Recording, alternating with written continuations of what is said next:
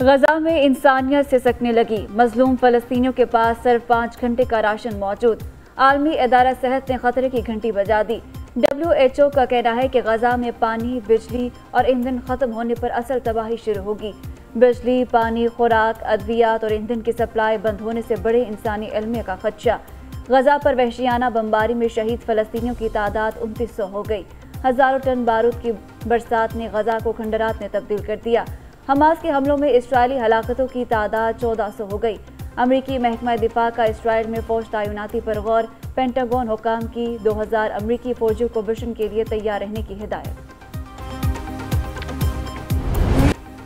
अमरीका और इसराइल के दरमियान इमदादी सामान गजा भेजने पर इत्तफाक। अमरीकी वज़ीर ख़ारिजा की इसराइली वज़ीर आज़म से 8 घंटे तवील मुलाकात।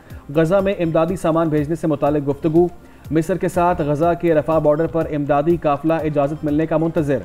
अमरीकी शहरी गुज़िश्ता रोज़ भी बॉर्डर खुलने का इंतज़ार करते रह गए। 600 अमरीकी शहरी गजा में फंसे हुए हैं।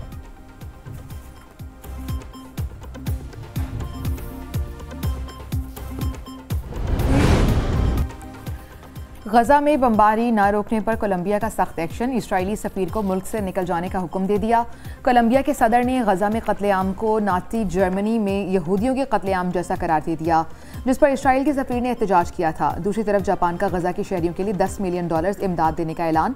जापानी वज़ीर ख़ारिजा कहते हैं तशवीश के साथ गजा की सूरत हाल पर नज़र रखे हुए हैं। जापान तवक्को करता है कि सूरत हाल जल्द पुरसुकून हो जाएगी।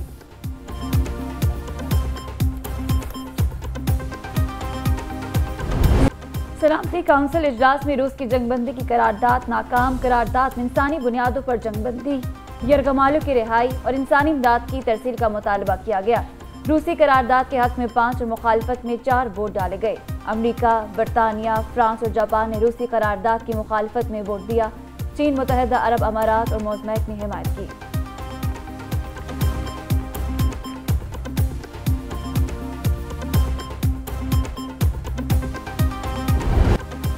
अमरीकी सदर जो बाइडन कल इसराइल का दौरा करेंगे। इसराइल के साथ यकजहती का अदा करेंगे। इसराइल से आइंदा की हिकमत अमली और तमाम मुमकिन ज़रूरियात बारे दरियाफ्त करेंगे। इसराइली वज़ीर दिफा की इसराइल फ़लस्तीन जंग तवील होने की धमकी। अमरीकी वज़ीर ख़ारिजा एंटनी ब्लिंकन से मुलाकात में इसराइली वज़ीर दिफा का कहना था इसराइल को अमरीकी हिमायत हासिल है, हम ये जंग यहूदी लोगों के लिए जीतेंगे। दूसरी तरफ ईरान की इसराइल के खिलाफ चंद घंटों में कार्रवाई की वार्निंग। ईरानी वज़ीर ख़ारिजा हुसैन अमीर कहते हैं गजा में इसराइल के जराइम पर खामोश तमाशाई नहीं बने रह सकते।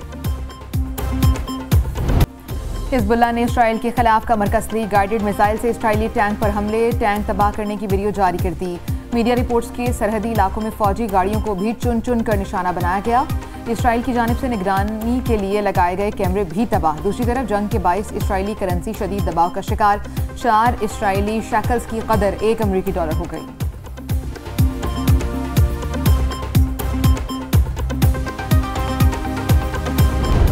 गजा पर OIC की एग्जीक्यूटिव कमेटी का हंगामी इजलास कल होगा। निगरान वज़ीर ख़ारिजा जलील अब्बास जिलानी कॉन्फ्रेंस में शिरकत के लिए जद्दा पहुँच गए। इजलास में गजा के बहरान और महसूर शहरों की इंसानी सूरत हाल पर तबादला ख्याल किया जाएगा। जलील अब्बास जिलानी गजा की सूरत हाल पर पाकिस्तान की शदीद तहफ़्फ़ुज़ात पेश करेंगे। मक़बूज़ा फ़लस्तीनी और शामी इलाकों में इलाकाई खुदमुख्तारी पर अक़वाम मुत्तहिदा की कमेटी में पाकिस्तान का शदीद एहतजाज। पाकिस्तान के नायब मुस्तकिल नुमाइंदे उस्मान इकबाल जदून का फ़लस्तीनी सरजमीन पर गैर कानूनी इसराइली तर्ज अमल पर गहरी तशवीश का इज़हार। हुकूमती इक़दामात पर स्टॉक मार्केट की ऊंची उड़ान। 6 साल बाद 50,000 की नफसियाती हद अबूर कर गई। 100 इंडेक्स सुबह 50,017 पॉइंट्स तक पहुंचा, ताहम बाद में 50,000 की सतह से नीचे आ गया। 75 पॉइंट्स इजाफे से मार्केट 49,806 पॉइंट्स पर ट्रेड कर रही है। इंटरबैंक में रुपए की कदर में इस्तेहकाम। डॉलर ₹1 सस्ता होकर ₹275.82 का हो गया। ओपन मार्केट में डॉलर ₹277 का फरोख्त होने लगा। चीन के साथ बरादराना ताल्लुकात से ज़्यादा कोई अहम नहीं। पाकिस्तान किसी को ताल्लुक मुतासर करने की इजाज़त नहीं देगा। निगरान वज़ीर आज़म अनवारुल हक काकड़ का दो टूक मौक़िफ़। बीजिंग में थिंक टैंक्स और स्कॉलर से खिताब में कहा मंसूबों से नौजवान आबादी को तरक्की के मौक़े मिले। CPEC ने पसमानदा और कमज़ोर तबके की समाजी और इक़्तिसादी तरक्की की राह हमवार की। CPEC के तहत 2 लाख से ज़ायद रोज़गार के मौक़े पैदा हुए। चीनी सरमायाकारों को ग्रीन एनर्जी मंसूबों से सरमायाकारी की दावत देते हैं। निगरान वज़ीर-ए-आज़म अनवारुल हक काकड़ की चीन में आलमी रहनुमाओं से मुलाकातें। बीजिंग में अनवारुल हक काकड़ और श्रीलंका के सदर रानिल विक्रमासिंघे की मुलाकात। दो तरफा ताल्लुकात और खित्ते की सूरत हाल पर गुफ्तगू। दोनों रहनुमाओं का मुख्तलिफ शोबों में ताल्लुकात के फ़रोग़ पर इत्तफ़ाक़। निगरान वज़ीर-ए-आज़म से कीनिया के सदर भी मिले। पाकिस्तानी सहाफ़ी अरशद शरीफ शहीद के कत्ल पर गुफ्तगू। निगरान वज़ीर-ए-आज़म की कीनिया के सदर को जल्द पाकिस्तान के दौरे की दावत।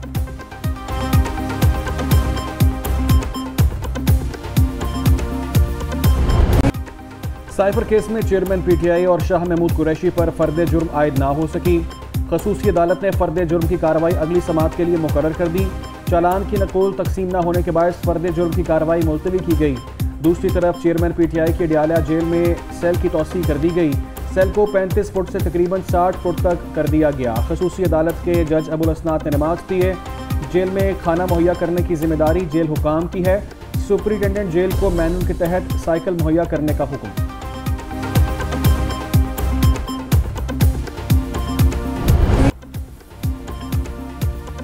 नैब तरमीम को बहाल किया जाए। वफाकी हुकूमत ने फैसले के खिलाफ सुप्रीम कोर्ट में अपील दायर कर दी। मौक़िफ़ अपनाया, नैब तरमीम बुनियादी हुकूक की खिलाफ वर्जी नहीं।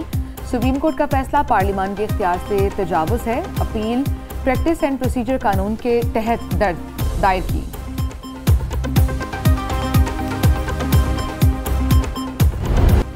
सियासी जमातें एक दूसरे के लिए गुंजाइश पैदा करें। लेवल प्लेइंग फील्ड के मुतालबात पर मौलाना फजल रहमान ने सियासी हल तजवीज़ कर दिया। गैर रस्मी गुफ्तगू में कहा कि सियासी जमातों ने गुंजाइश पैदा नहीं करेंगी तो नुकसान सबका होगा। जमहूरियत की मजबूती जिद और हठधर्मी में नहीं। पाकिस्तान के मसाइल का हल किसी एक शख्स या जमात के पास नहीं। मौलाना फजल रहमान और आसिफ जरदारी में मुलाकात की अंदरूनी कहानी सामने आ गई। मौलाना फजल रहमान का सिंध में JUIF को नज़रअंदाज करने का शिकवा। आसिफ जरदारी का भी मौलाना के जनवरी में इंतखाबात ना कराने के मौक़िफ़ पर तहफ़्फ़ुज़ात का इज़हार।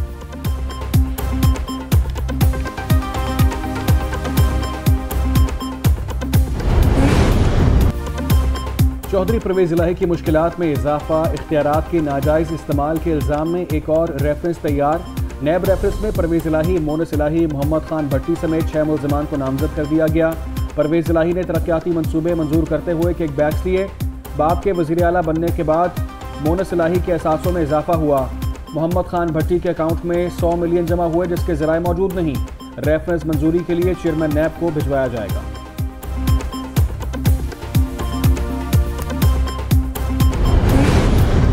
आमदन से ज़ायद साख्तजात केस में इसहाक डार बरी होंगे या नहीं। नैब प्रोसिक्यूटर और इसहाक डार के वकील के दलाइल मुकम्मल। एहतसाब अदालत ने फैसला महफूज कर लिया। जज मोहम्मद बशीर 21 अक्टूबर को फैसला सुनाएंगे। सुप्रीम कोर्ट के फैसले की रोशनी में इसहाक डार के खिलाफ रेफरेंस पर दोबारा समाअत की गई।